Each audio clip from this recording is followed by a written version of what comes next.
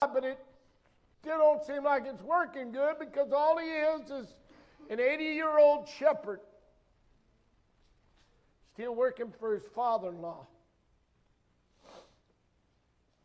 He's got seemingly disappointments in his life and discouragements, but God comes by in revival.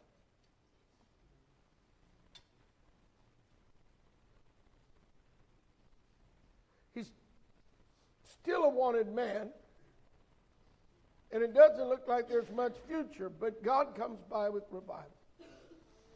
But how many know God's revival in Moses' life is the same, but his purpose is the same for the purpose of revival in our life? Let's read there in chapter 3 of the book of Exodus. Are you there?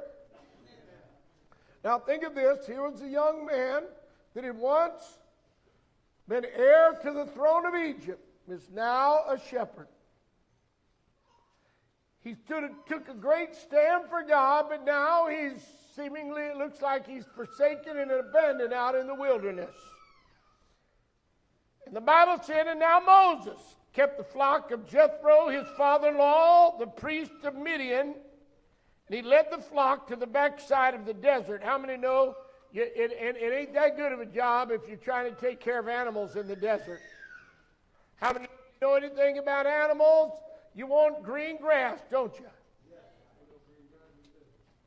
You don't want to be out in the desert where they got to walk a lot. It's hot just to get something, all kinds of a hostile environment. He came to the mountain of God over in Horeb. And the angel of the Lord appeared unto him in the flame of the fire out of the midst of a bush. And he looked, and behold, the bush burned with fire, and the bush was not consumed. Moses said, I will now turn aside and see this great sight, why the bush is not burnt. And when the Lord saw that he turned aside to see, God called unto him out of the midst of the bush and said, Moses, Moses. And he said, here am I. Now that phrase, here am I, would present that I'm at your disposal. What do you need?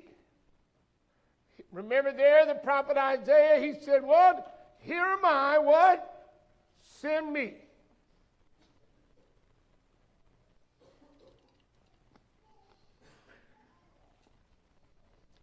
And he said, draw not nigh hither, put off thy shoes from off thy feet, and